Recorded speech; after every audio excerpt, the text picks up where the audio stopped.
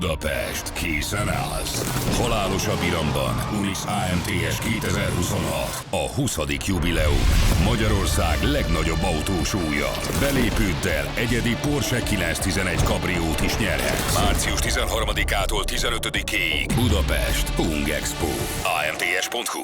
Hölgyeim és uraim, szeretettel köszöntünk mindenkit ebben a mai Zone Testben, ahová megérkezett, befutott, kikötött, landolt, illetve leszállt a Volvo csúcsmodellje, az olyannyira várt, megvárták ennyien? A Volvo csúcsmodellje, ne essünk ki a szerepünkből, Péter, hiszen Petivel veszem ezt föl. A legmodernebb, legnagyobb, legteteje, a szélének is a csücske, a Volvo ES90. Helyezzük el a márka palettáján ezt a, hatalmas, testes, kecsesnek, inkább monolitszerű, mint sem kecses típust, ugye. Ez a legnagyobb és legdrágább elektromos Volvo, a Scalable Platform Architecture 2, spanyolul DOS, ugye? Padlólemezre, illetve architektúra, ezt most így kell mondani, architektúrára épül, amire a Polestar 3-as és ugye az EX90-es is. Ez amúgy a híresztelésekkel ellentétben egy teljes mértékben a svéd Volvo fejlesztése, nem kínai. Ettől függetlenül Kínában gyártják, majd mutatjuk, és ugye tőlük, vagyis úgy az övéket használja lényegében az egész koncern. Ugye maga az autó kétféle akkumulátorcsomaggal, van egy kisebb, meg egy nagyobb értelemszerűen, a 106-os bruttó kilowattórás aksicsomag az ugye 102 nettót jelent, ez a kisebbik, ez is 88 kilowattórás nettó kapacitással érkezik, hátsó kerékhajtású és 650 km VLTP szerinti hatótávot tud, ugye van a nagyobb kétmotoros, meg van egy performance, azok 700-at tudnak, 180 km/h a végsebessége, és amit tudni kell még róla, hogy ez az ultra kivitel, ez a magasabbik, jobban felszerelt példány, ez a tesztautó konkrétan 36.900.000 forintba kerül, és hát az a mondás, hogy minden benne van, igen, minden benne van, amit a koncern tud. Most direkt nem mondom, hogy Volvo, mert azért ebben van kínai is bőven, hogy nekem kicsit olyan, mintha az AI tervezte volna a kocsit. Vannak dolgok, amiket így illik kidomborítani, ugyanakkor meg vannak dolgok, amik értelmezhetetlenek, és egyszerűen rosszak. Nagy, tényleg nagy, 2,2-2,5 tonna, azért tegyük hozzá, légrugós futóműve van, hatalmas nagy 22 colos felniken gurul, természetesen picit tudja emelni, süllyeszteni magát. Ez a taxi szabad jelző ott a tetején, az a lidar. Integrálása lehetett volna ízlésesebb, ami azt illeti, bár a Volvo formaterve ugye azért elég homogénnek mondható, és ugye külsejével még azt mondom, hogy nincs is baj. Szóval van egy lidarunk, ezen kívül van 5 radarunk, 7 kameránk, és 12 ultrahangos érzékelőnk. Kamera van itt, ott ultrahang. Kamera, lidar, radar, kamera. Hátul is kameratöltőkábel, vigyáztam. Kicsit azt látom, Peti, javíts ki, ha tévedek, te mint Experience Volvo user, hogy igen. Szóval nagyon modern maga az architektúra, 800 voltos, 350 kW-tal tölthető, mindent tud menedzselni, maga a hajtás is jó, szóval ez nagyon frankó, az akusipak, meg minden ilyen nagyon-nagyon fancy, ugyanakkor a többi dologban, mintha egy fél lépéssel, vagy később jött ki, mint kellett volna, vagy egy fél lépéssel picit már a trendek mögött kullog, ilyen például a süllyesztett elektromos kilincs, ami most óriási vitatárgyát képezi az autóiparban, főleg ugye egymásnak feszülnek a biztonsági szakemberek, illetve a biztosítók, meg az autógyártók, de ezt lassan el kell felejteni, és már bent is azért mutatunk egy-két olyan dolgot, ami azt mondatja velem, hogy jó, de nincs befejezve. A felhasználói élmény az egyszerűen visszás. De amúgy meg formára én adom ilyen, se nem telep, se nem kupé, egyedül az a lidar olyan, hogy az nekem nagyon taxis. De ez legyen már azért egyéni szociális problémám. És ugye hát természetesen szenved minden olyan betegségtől, ami értelmezhetetlen, rossz, nehezen magyarázható, és egyszerűen ez egy fölösleges faszság. Ezt már kisípoljuk, jó? Ság, ezt így kell mutatni. Úgyhogy itt van a kártya, igen, nyitható telefonos applikációval is, igen. Ha közel jössz hozzá itt, ha van telefonos applikációd, akkor kinyílna. De ha nincs, vagy lemerült a telefonod, akkor itt a kártya. És most Péterünk demonstrálja, hogy hogyan nyitja ki a csomagtartót. De nem, én szeretném, ha... De tényleg csinálta. Igen? Jó, akkor Péter nem demonstrálja, mert kicsit szégyellős, nem szeret szerepelni. Szóval itt van ez a kártya, jól látszik, hogy rá van rajzolva, hogy hova kell érinteni. Oda és csak oda. Sehol máshol. Ugye a lépmotornál itt kellett. Azt gondolná az ember, hogyha már van 2026, és egy ilyen modern autód van, ide össze kártyával hátra,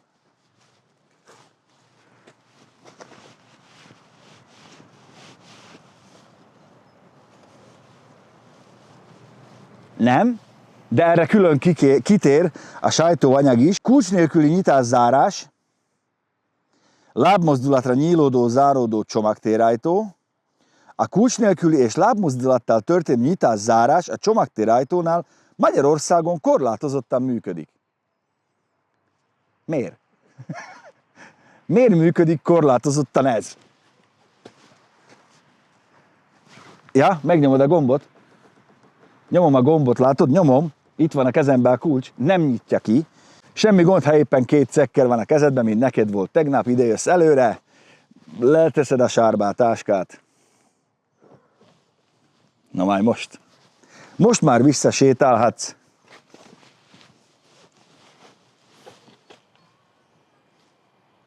Pittyek halkan, de tényleg közben itt világít ez a 2 piros hogy nehogy közben elüssönek, mert tudja nagyon jó, hogy rengeteg időt fogsz eltölteni mögöttem, míg bejutsz a redvás csomagtartóba. Ez inkább figyelmeztetik a többi közlekedőt, hogy vigyázz, ember táncol a csomagtartónál. Magyarországon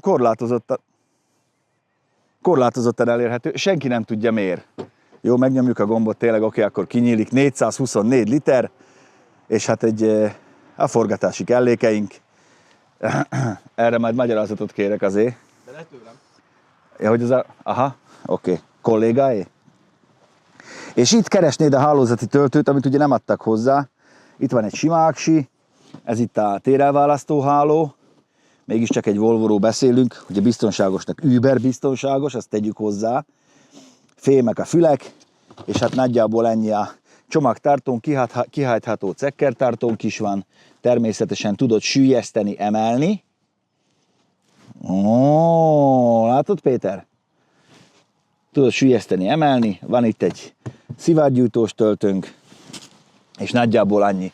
No de, most ha el szeretnél innen menni, úgy, hogy lecsukódik, és közben bezárod az autót, van itt 2 gomb. El szeretnél sétálni, bepakoltál, mész vissza a boltba.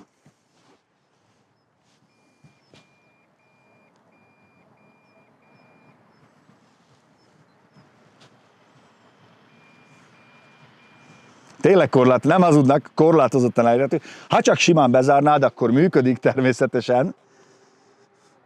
De akkor mindennek ideje a Zsigulinál elő kell venni a slüsszkulcsot, illetve az ajtózárat, és becsukni a kocsit, mert bármilyen messze sétálsz, nyitva marad.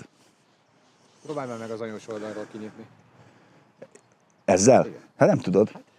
Csak itt lehet, hiába nyitott ki az hiába érintett bárhova, a másik, sehol nem működik. Máshol nem működik. Nyisd ki telefonnál, de miért nincs egy egyszerű kulcskártya, amivel ideálok, mint a 10 milliós Sangyongnál, állsz mögötte egy picit, elkezd kinyílni a csomagtartó, vagy a Hyundai-nál. KGM. Ja, bocs, KGM-nél, igen. Vagy a Hyundai-nál, vagy bárki, közeljövök, már nyílik, nyitom az ajtót. Értem, hogy demoverzió, meg nincs kész, meg majd a frissítés, meg be kell regisztrálni, ne kelljen. Más autónál nem kell.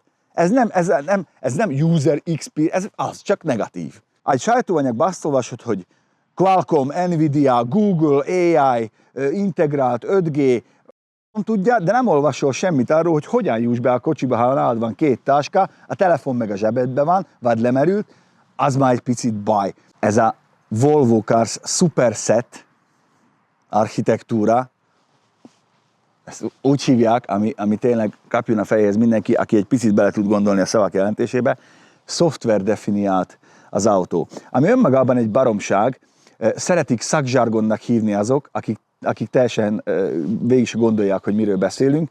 Szakzsargon. Nem, ez egy f***ság. Ez egy marketinges baromság, nincsen, hogy valamit szoftver definiál. A szoftver maximum a felhasználói élményt tudja definiálni. Az automobil az egy fizikai kézzel fogható tárgy. Azt nem a szoftver definiálja, a szoftver az egy éterbe lebegő dolog, nullák meg egyesek.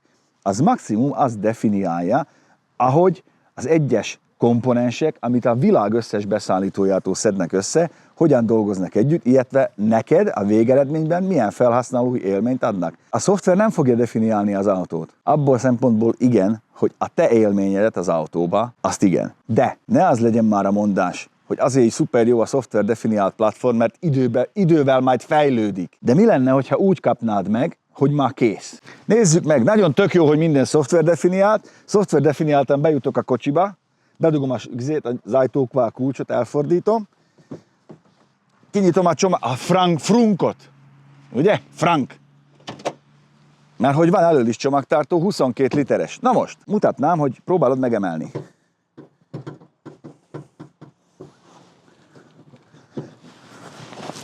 Itt már elengedte a zár, itt még nem.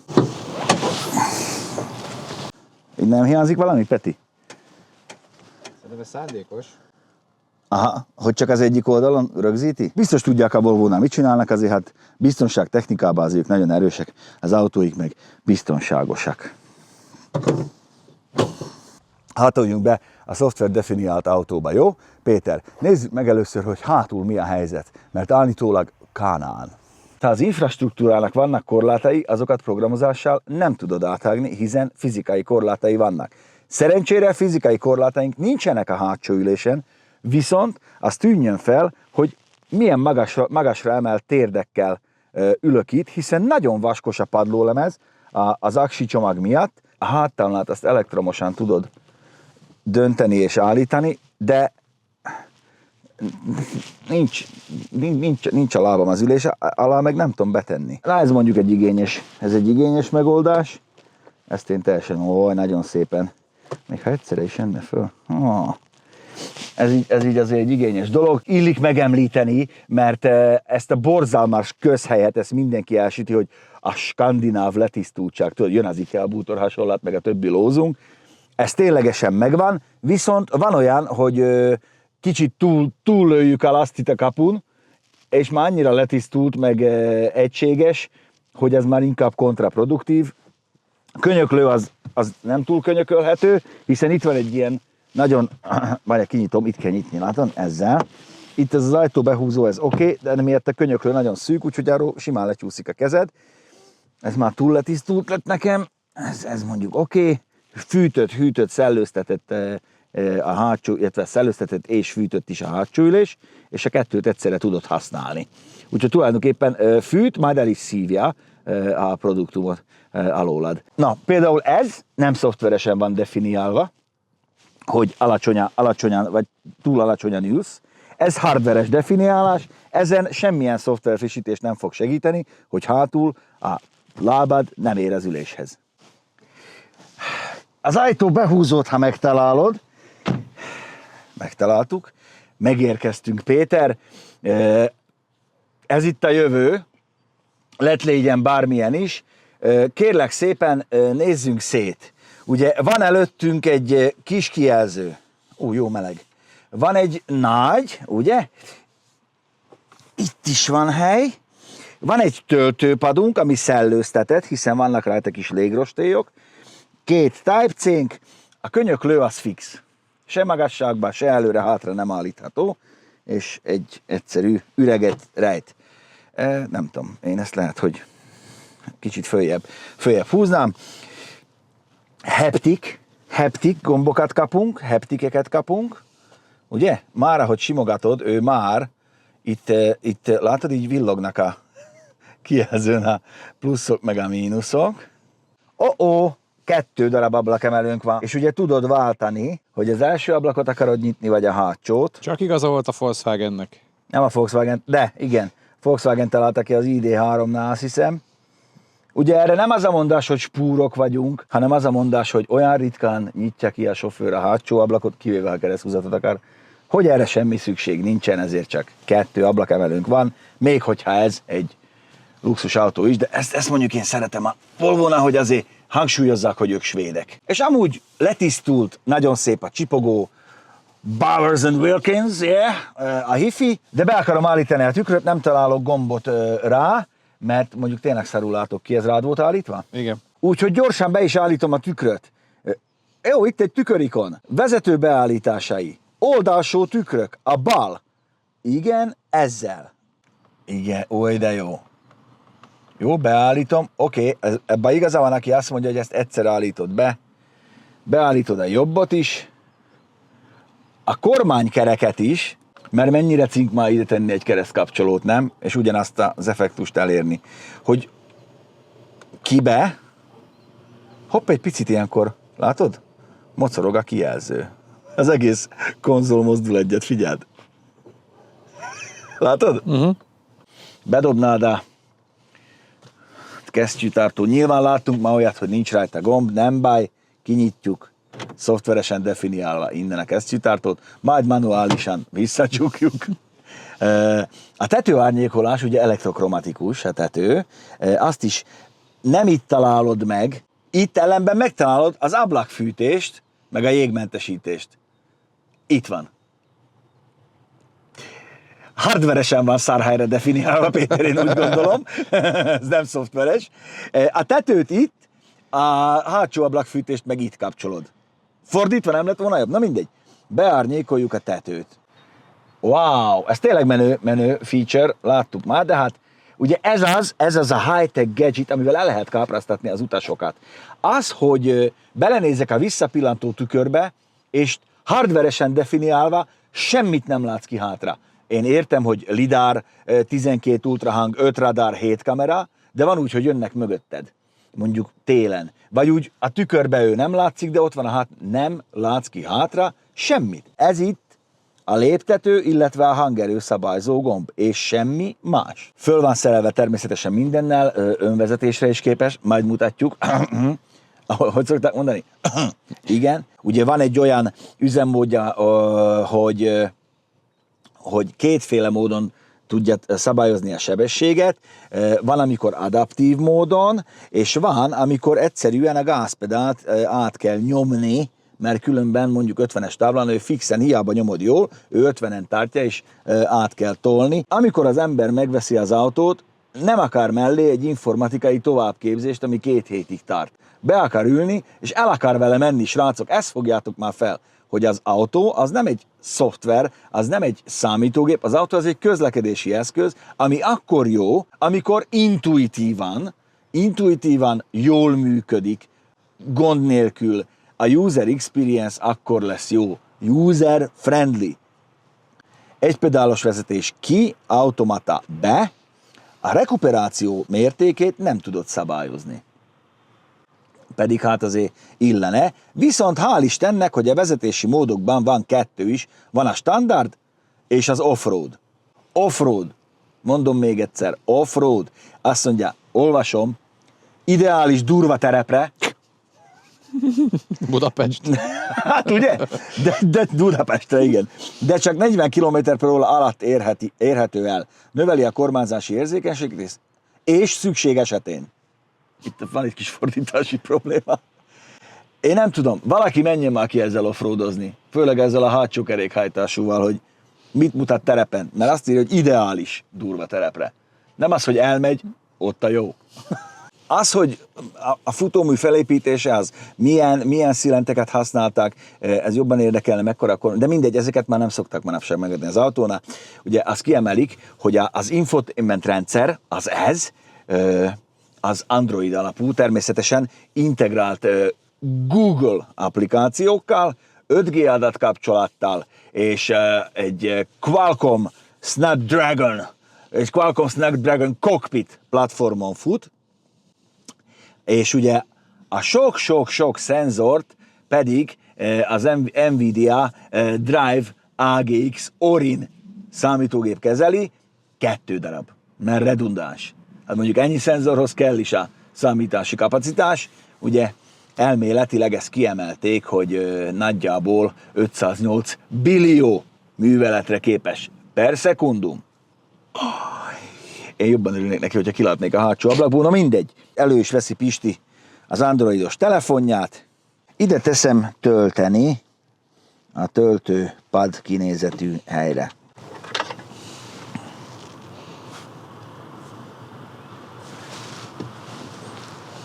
Nem csinál semmit. Nincs vezeték nélküli Android autó, de akkor majd lesz vezetékes. Rádugom. Na, tölteni tölti, de nincs. Érted? Egy Android, egy Google alapú rendszer, vagy Android, tele van Google szolgáltató, hiszen itt van Vaze, meg Spotify, de ez a Vaze, ezt össze tudod még lőni a telefonnál, hogy a tiédet használja. Igen, de például a YouTube Musicba be kéne itt lépni, hiszen adatkapcsolat van, mivel nincs Android autó, ezért nem a te YouTube Musicodat használja, hanem lépjél be itt. Amúgy meg szeretjük a Volvót, és azért vagyunk kritikusak, mert szeretjük, és én azért mást vártam. Szóval ezt nem tudja. Ez itt egy töltőpad, biztos egyszer majd működni fog. Neked töltötte? A régióban le van tiltva. Ugyanúgy, mint a lábbal kalimpálos nyitás. Hát, hogyha azt tiltják, ezt is le tudják. Aha, akkor ez valószínűleg azért nem tölti még most, mert máskülönben... Unlockolják az ország. Én rájöttem, azért, mert akkor fog ezt tölteni, amikor letöltöd a szoftvert a telefonodra, Peti, amivel elindítod az autót, akkor már tölti, mert most bármennyire is szeretném, ha D-be húzom, hello, nincs már indítógomb meg ilyesmi, kulcs nem található, az indításhoz érvényes kulcs szükséges. Itt van a kezemben. Na, nem fogok itt steppelni, elállok egy titkot, addig nem indul el a kocsi sehova, míg ezt ide nem teszed. De például, hogyha szeretnéd, akkor itt, ilyenkor nem tudod változtatni a képernyő kijelzett dolgokat, mert nem vagy D-ben. Majd most tudod, hogy kirakjál navit, kirakjál a lidar képet, illetve az autón, vagy ennyi. Ezért van itt ez a gomb. Nem, ezt hiába nyomod, hogy kormány, meg itt van 2 automata vezetéses gomb, ezt már szoftveresen aktiválják, amikor már jogilag lehet, gondolom, ahhoz, hogy automata módba menjen, vagy autonóm módba, ahhoz még egyszer ide le kell húznod. A Pilot Assist nem áll rendelkezésre, mert megnyomták a fékpedált. Akkor ezt a menet közben kipróbáljuk, Péter, üljé be! Nézzünk akkor gyorsan egy autoleasinget. 36 millió legyen. 2026, társaság veszi fel forintba, nyílt végű leasingként 7 millió 2-s kezdőn leasing díjjal, 5 év, egyenileg kötjük majd a kaszkót, nettó törlesztő 351.204 forint, ami azért nem kevés, 7,7%-os THM mellett. Hát az a kérdés, hogy visszahozza-e, vagy spórolsz-e vele annyit, és lesz egy hatalmas nagy, az biztos, hogy nagyon biztonságos, nagyon fejlett technikával rendelkező, de mégis azt mondom, hogy helyenként azért sántikáló Volvo ES90-ed, és még egyszer mondom, mi szeretjük a Volvót. Ezt a konkrét példát annyira nem. Vissza a teszthez. Tudod, azon gondolkodtam, hogy itt, ha most elmegyünk arra felé, ott sok a fácán. És fogunk egy fácánt ezzel a lidárral, akkor vajon hány autómat kell eladnom, hogy kifizessem. Amúgy a futómű, ez nagyon kényelmes. Érezni a tömeget is, de hát ugye a súly, az a minőség jele. Ahogy mondta Penge Boris. De tény, hogy átlépi az úthibákat, amikből azért most bővelkedünk. De van kamerakép is, és akkor lehet forgatni, de akár menet közben is. Ez nem veszélyes? Nem. Ja, hogy ez nem. Aha, a telefon az igen. Hátsó. Park Pilot Assist. Ó, várjál meg. Bele tudsz nagyítani, kicsinyíteni. Ezek hasznos dolgok, na mindegy.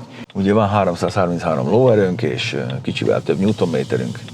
180-as a végsebességünk, úgyhogy autópályán ne álljunk le combozni a TDI Passeratival. És amúgy tényleg szépen gurul. Én a fogyasztásra, az meg lennék kíváncsi, akkor ide kell jönnöd, és van itt egy hatótávés útszakasz, és akkor kijön, hogy igazából az átlagos 20 kWh per 100 km az egy nagyon jó fogyasztás, azért azt adjuk meg neki. Attila tudott 19-el is járni vele, szóval nagyon hatékony az autó. Hatótáv asszisztens, van 420 km dinamikus hatótávunk. Maximum 550 volt, hát 650-et mond VLTP szerint. Ez a baj ezzel, hogy azért ezt kezeljük tághatárok között. Értelmezzük úgy, ahogy kell. A térdem!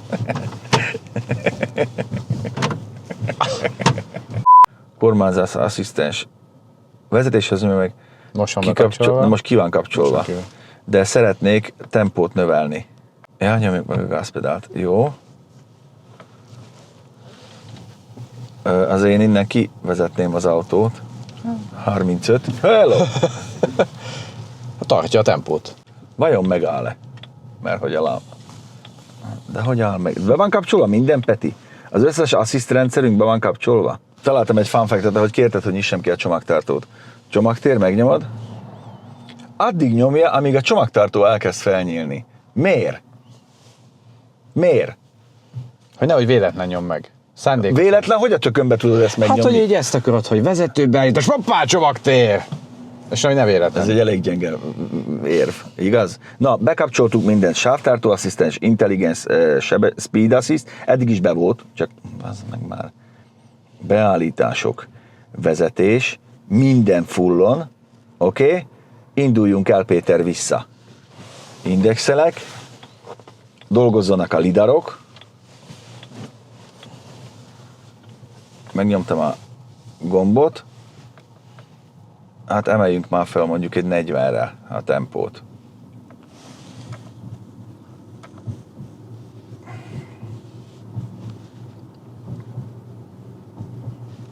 So far so good.